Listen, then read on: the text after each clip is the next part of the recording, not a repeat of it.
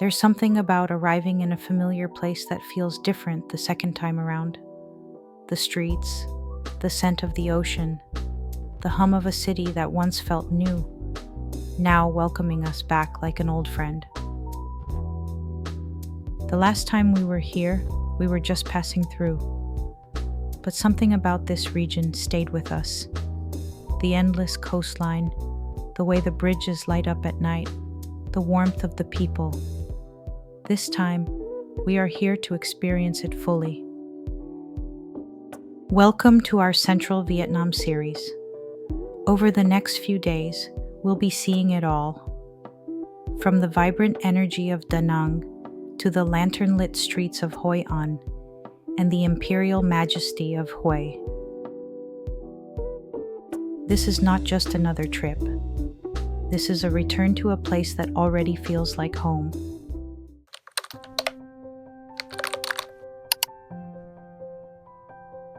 Hi! Malapit na tayo sa airport. Vietnam, here we go!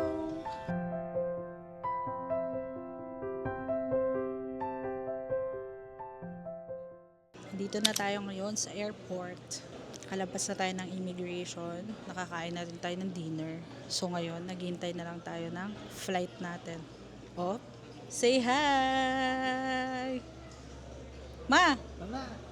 Say hi to my vlog. Okay naman yung naging immigration experience natin. Anong tinanong sa'yo, Kuyang? Kung ano, kung sino kasama ko. Tapos, yun lang. Sabi ko si mama. Ma! Anong tinanong sa'yo sa immigration? Wala lang, sino lang din mga kasama ko. Ikaw, PX, anong tinanong sa'yo? Usual, di naman ako tinatanong na immigration. Matagal na. Namimiss ko na nga tanongin eh. Sana all. Oh, si Bibi. Si Bibi ang muntik ma-hold. Tanungin po natin ang mga tinanong sa kanya. Kasi minor ako so dapat may companion pagdating sa immigration. Kaso nauna na sila ate, sila papa. Di na-hold ako dun. Ngayon, pinabalik yung isa sa mga kasama ko. Ayun, bumalik si ate. Tapos ayun, nakapas naman sa immigration. So ayan, lesson learned. Huwag iiwanang mag-isa ang minor. Siya kasi nasa dulo ng pila, siya yung last. Na-excite kasi kami lahat kaya nauna na kami, naiwan siya. Pero overall, okay naman. Nakalusot naman kami ng mabilis lang. Wala pala si Papa, di natin na-interview kasi andun siya charge lang siya doon. Ganyan ba? Yun. So ano pong tinanong sa inyo sa immigration? Sabi, pogi ka ba? Yun lang. Nakapasok naman daw siya kasi sabi niya oo daw. Time check, 6:45 na. Konting hintay pa.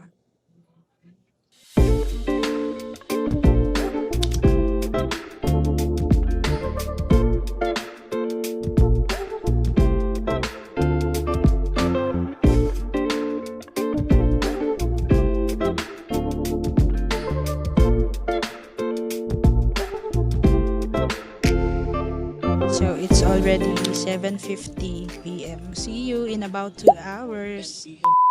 Shout out po pala sa kaibigan namin na nagregalo na to. Hey, napakaangas na unan.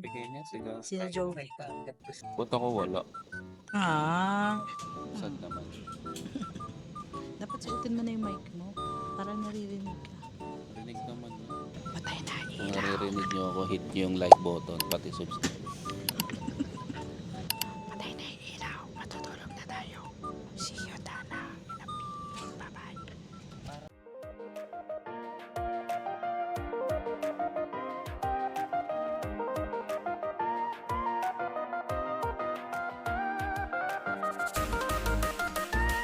We're finally at Dana!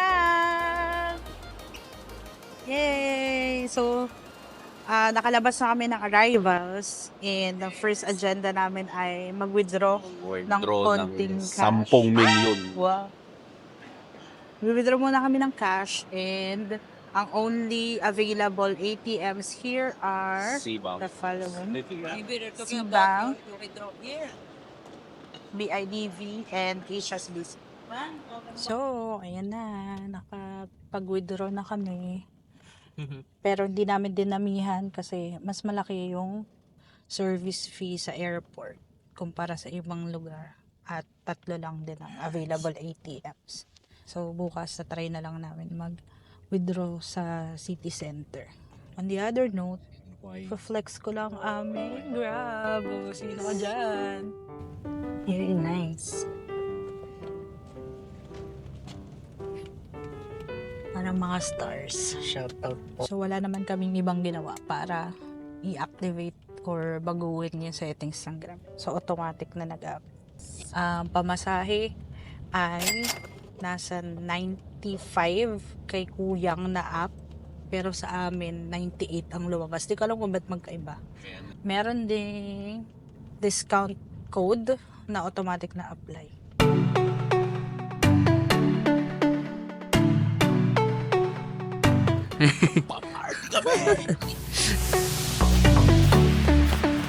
So, unang agenda ngayong gabi, unang food trip.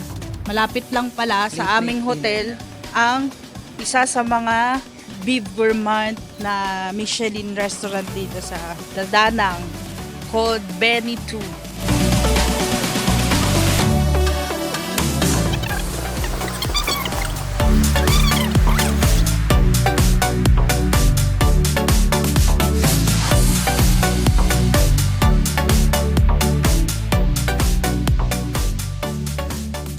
Andito na yung first batch na order natin.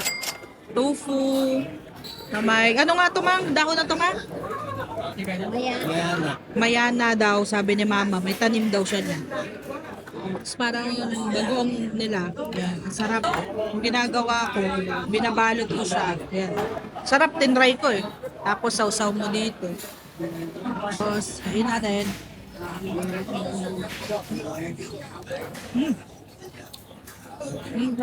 May order din kami omelette, may mga scallion, beef, noodles, fried coconut. Okay, finally, panood ko to sa vlog. Ito daw, masarap daw. Try na natin!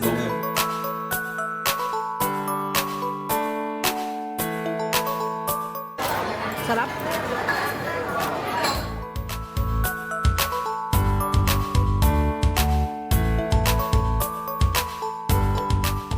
And just like that, our journey in Da Nang begins. They say that the best way to end a long day is with good food and even better company. And tonight was exactly that. One big table, one big family, sharing stories, laughter, and the simple joy of being together. Tonight we rest, hearts full, stomachs happy, and souls ready for whatever Da Nang has in store.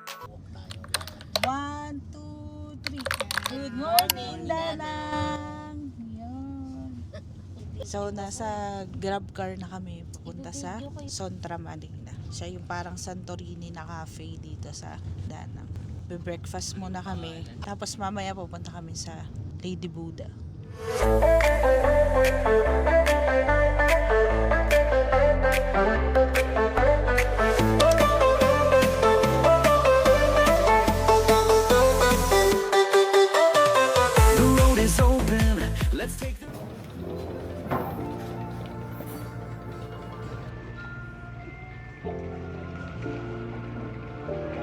Ayun na.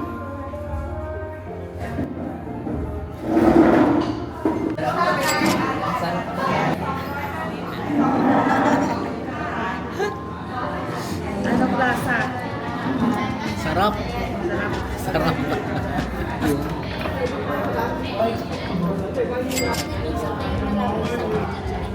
First bite. First bite.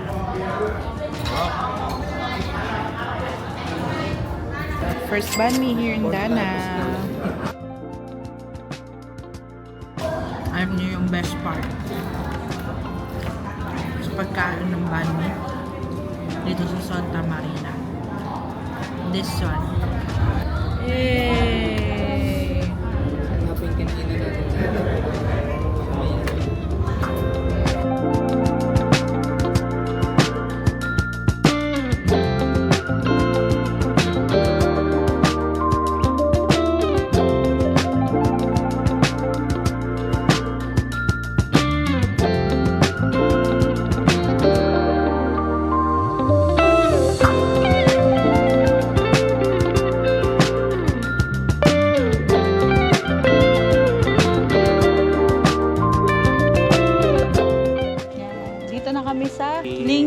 pagoda.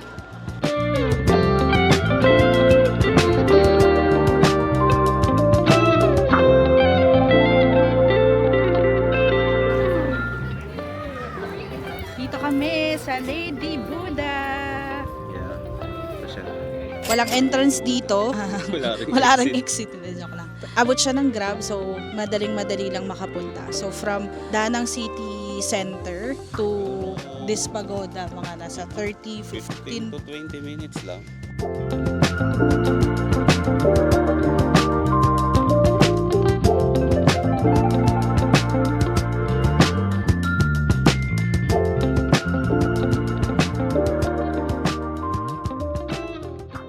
So na-explore na namin yung lugar. Madami kayong maspatan dito, pictura. Insert na lang namin yung mga clips yan. Tsaka follow nyo kami sa TikTok, sa Instagram, Facebook para makita nyo yung mga short clips namin. Para may pambili na kami pagkain. Subscribe nyo na rin. Just subscribe to follow. Ala, orange. Totoong orange yan? Ano pala? Kiat-kiat. Uy, bawal pumuntas pa ha? Kiat-kiat. Wow. Ang daming kiat-kiat to. Dito tayo ngayon sa parang temple nila. Ang sarap kunin pero hindi natin pwedeng kunin syempre. Dahil pakabawal. So dito, bukod sa Lady Buddha, sa mga pagoda, sa mga temple, meron ding overlooking ng dagat. Ito oh. Yan. Mas maganda yung view ng dagat dun sa may tapat ng Lady Buddha. Sa may bandang entrance, makikita niyo yung map, yung lugar, lahat ng sites na pwede nyo puntahan dito sa vicinity ng lugar na to. So ngayon, punta na tayo sa Sontra Retreat para kumain ng lunch. Tapos siguro mga 1 to 2 hours tayo doon. Tapos punta na tayo ng Marble Mountains. See you na lang ulit later. Bye!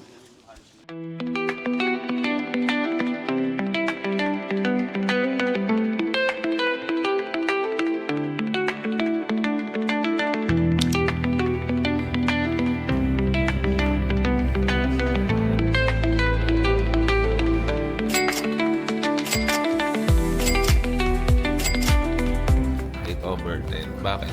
Brown rice. Di ka fan ng brown rice. Pero naubos niya. Dahil ulam.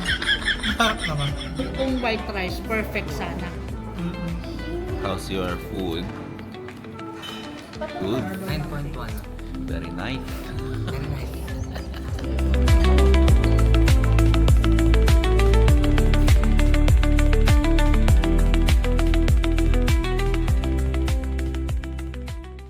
This one is the mulberry leaf.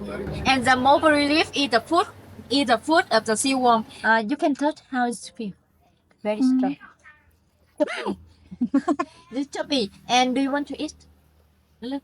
Eat daw, kuyang, Yes, eat. yes. Gusto mo daw bang tikman? Just kidding. And mature silkworm, we will take it out and put here. When you put the silkworm here, they will produce saliva to make the cocoon, and will make the silk clothes. Anything from the cocoon like it. And you wonder why Vietnam we had two colors. To make the yellow one, it depends on the food, the environment, the sunshine, or the land. It depends on the land or humidity. When the worm eating the mulberry leaf in Hoi An, they also produce the yellow saliva. Yellow saliva to make the yellow one. My hometown also is a sea village in Hoi An. When this process finished, we will open the cocoons. The people inside take it out and you cooking or fry something and eat.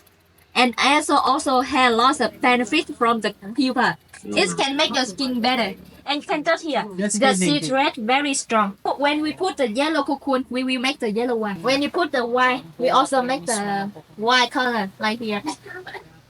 Also very strong.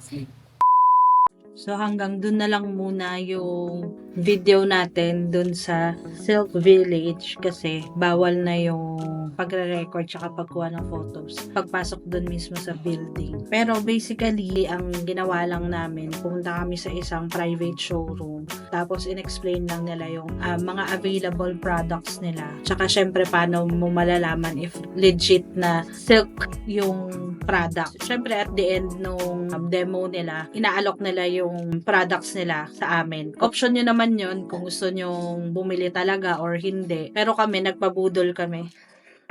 Tada! Ngayon pa lang namin ito bubuksan.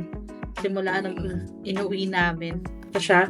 So, nagustuhan talaga namin to kasi yung feels niya, para siyang lakas maka-Hermes. Sabi nila sa demo nila, sila daw yung nagsusupply ng mga bed sheets, pillowcase sa mga luxury brands. Ganda, di ba? Meron siyang blue and orange na colors. Yan, tas white. Tas yung mga kaba-kabayo siya dyan. Mas maganda to in person compared sa sa picture. So, papakita ko sa inyo. Ito yung duvet. So, kung makikita niyo dun sa umpisa nung video namin, makikita niyo 'di ba may dalawang uri daw ng silk na napoproduce ng silkworm sa Hoi An. Isa yung white, isa yung yellow. Itong duvet na to, yung rare yung laman niya. So, may mas murang version nito, yung white naman yung laman. So, ito binigay na lang nila sa amin ng Pero free. ito, pag binili mo, parang nasa 5,000. Oo, nasa 5,000 pesos. Pag ito lang. Pero ito talaga yung parang pinaka nagpabudol sa amin. Ito yung duvet cover naman. So, dito mo ipapalaman yung duvet kanina na pinakita namin. Tapos, ang best part nito, pag kinuskus mo siyang ganyan, may amoy. So, yung amoy niya, parang relaxing talaga na cologne. As in, parang makakatulog ka talaga sa amoy. O, yung mga luxury brand, sabi nila na ganito din daw yung feature. Pag kinuskus mong ganyan, pag may friction, nagkakaroon ng amoy. So, yung amoy na to, nasa duvet cover, tapos nandito din sa mga pillowcase. Yan, pagka nirab mo, may amoy. Yun na mismo sinasabi nung mga staff, nung ina-explain nila sa amin, tapos sasabihin nila, may amoy, wala amoy. So, dinidifferentiate nila yung mga bedsheets na available doon. Tapos, meron din siyang kasama na flat sheet. Ito, plain lang color niya, pangsapin lang siya, tapos wala na tong amoy. Yung duvet itself, wala din siyang amoy. Parang balot ng duvet cover, di rin siya gawa sa silk, parang cotton lang siya. Pero yung nasa loob mismo niya, yun yung thread na napoproduce ng silkworm. So, meron silang demo actually na paano mo malalaman kung legit siya. Parang water and zone rocks, tapos nilagyan nila ng konting thread nung silkworm. Pag natunaw daw, legit daw yun. Nakita naman namin natunaw talaga siya. So, yung mga peke daw na silk material, hindi daw yun natutunaw sa zone rock. Kaya ang advice din nila sa amin, actually, hindi siya pwedeng labahan. Hindi yung magic. Oo, hindi siya pwedeng labahan. Kasi pag nilabahan mo siya, lalo kapag nilagyan mo ng zone rocks yung panlaba mo, matutunaw siya. Ano na siya, yung self-cleaning. Oo, self-cleaning. Yun din yung feature niya. So, kailangan daw, binibilad lang siya sa araw. Tapos, ayun, kung saan na siya madidisinfect. Ang original price niya ay 22,000. Pero, binigay na lang sa amin ng 19,000. Kasi dalawa binili. Kasi dalawang binili namin. Bumili din si na Papa. Tapos, ayun nga, binigay na lang nila sa amin yung duvet as free. Kasi originally, yung 22,000, ito lang dapat pillowcase, duvet cover, at saka yung flat sheet. Wala talaga siyang kasamang duvet. Makulit ako. Buti na lang may kasama kami makukulit. So, actually pwede yung kulitan, pwede niyo rin silang tanungin kung pwede bang magpa-discount. So, sa case namin, tinawag nila yung manager nila, tas dun sila nagpa-approve ng discount. So, nakuha lang namin sila ng 19,000 pesos. Ako po yung manager. 19,000 pesos na lang may kasama ng duvet worth 5,000 pesos. Actually guys, good deal na to kasi sa mall, sa 30 plus yung mga ganyan eh. Oo, totoo. Parang sa duvet pa lang, minsan nasa 10,000 na sa mall yan 8,000, ganyan-ganyan. So, ito, set na, may amoy pa. Di ba? Parang hindi ka natalo. Tsaka, souvenir mo na rin siya sa Hoi An kasi si Hoi An is kilala sa pagpo-produce talaga ng mga silk material. So, ito, alam mo, quality talaga siya. Hindi lang sa mismong design niya, pero yung feels niya mismo, Tingnan mo yung tahi. yung tahi niya mismo, yan, Kung luxury stitch. yan. Matibay talaga siya. Maganda talaga yung gawa niya. February namin to binili. Ang tapang pa rin Sige, talaga parang- ng amoy niya. Bango talaga. Paamoy mo. Amoyin nyo. Ito ko kuskusin ko. Bango, diba? So, ayun lang. Back na muna tayo sa ating vlog.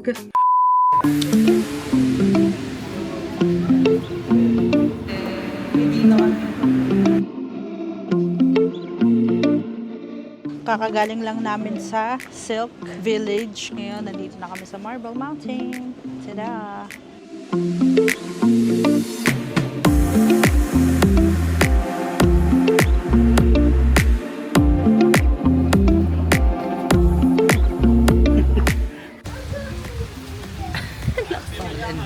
So, inulan tayo ng konti. Medyo tumila kaya patuloy na kami. Punta na tayo ng Lady Buddha ulit. Doon sa may kuweba.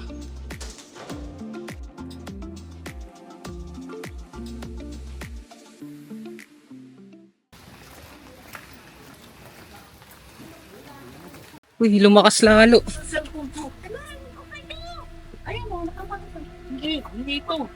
Ay, saan mo iniwan? Patay.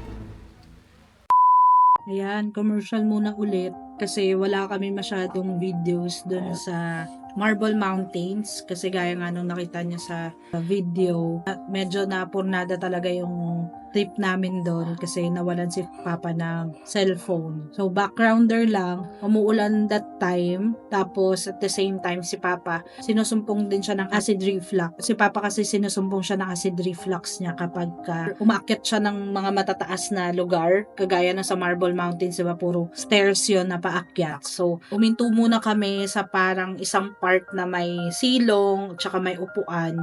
Tapos nung tumila na yung ulan at nag-proceed na ulit kami sa paglalakad papunta dun sa cave kung nasan yung Lady Buddha, na-realize ni Papa na nawawala pala yung isa niyang phone at naiwan niya dun sa inupuan namin. So medyo nagpanic kami nun, lalo si Papa, tumakbo siya pabalik, knowing na syempre may acid reflux siya. So sinundan ko siya, so hindi na ako nakapag-video that time. Syempre mas inuna ko na yung pagtulong sa Papa ko para mahanap yung phone niya. And unfortunately, during the trip, ang kinuha kasi namin ay pocket wifi. Tapos sharing na yon sina mama, sina Papa, yung mga kapatid ko. And dahil naiwan yung phone somewhere, hindi na siya connected sa wifi. So, hindi namin matawagan yung messenger niya, hindi nagri-ring, ganyan. Basta hindi namin siya matawagan. And dahil nasa ibang bansa kami, syempre, wala din akong load para tawagan yung Philippine mobile number niya. Doon ko naalala na pwede nga pala akong mag-load sa Viber out. Nagawa ko din ito before nung nagkaroon kami ng problema sa tutuluyan namin sa Airbnb namin sa Japan. Ito siya, guys. Hindi ito sponsored, pero talagang ito lang yung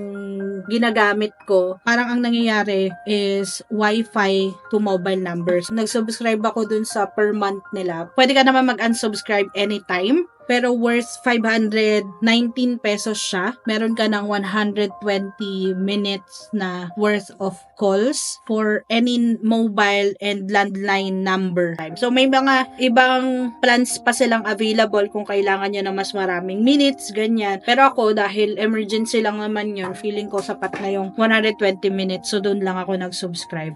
So using my internet, I was able to contact yung mobile number ni Papa. Ang problema, ang sumagot or ang nakapulot ng phone niya ay local na hindi marunong mag-English. So, medyo nahirapan akong makipag-communicate. After ilang minutes na tinatry ko siyang kausapin, narinig ko na ipinasa niya yung phone niya sa isang tao. Medyo hindi pa rin ganun kaganda yung English niya, pero at least naintindihan niya ako na hinahanap ko yung phone ng papa ko at gusto namin i-claim kung nasaan man sila or gusto namin puntahan kung nasaan man sila. So, sinabi nila na nasa Mike Beach daw sila at maghihintay sila doon for 30 minutes. And sabi ko, sige, puntahan namin kayo doon. Tatawagan na lang namin kayo ulit. Please do not turn off the cellphone, ganyan. Tapos nasaraduhan na kami ng elevator sa Marble Mountain, so kinailangan namin na bumaba sa stairs. Medyo matarik siya. May nagmamadali din kami, pero praise God dahil di naman kami na disgrasya. Pagkababa namin, sinalubong kami nung driver namin na napakabait. Ito yung same driver na nakilala namin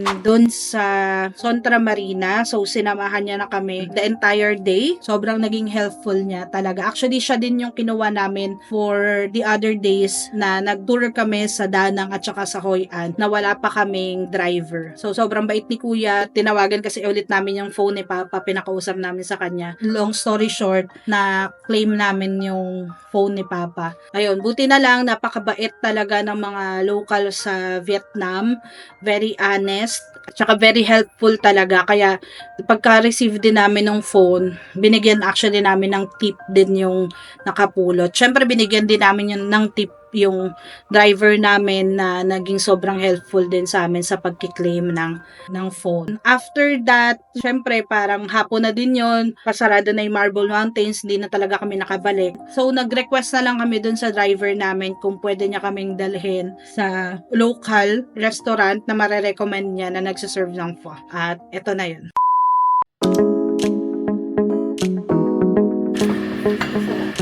$60,000 lang. Sarap. Sarap.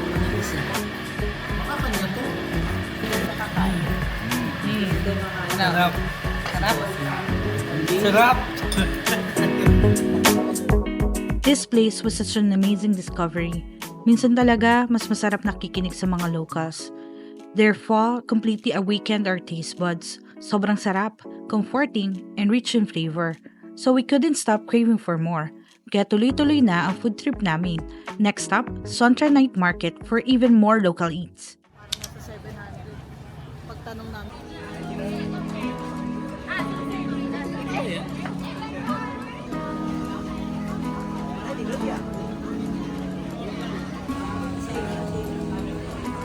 Rich love. Oh.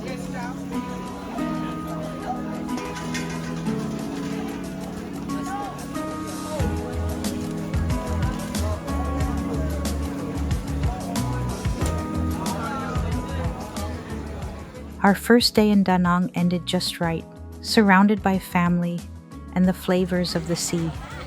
We shared seafood, stories, and smiles, simple joys, and unforgettable moments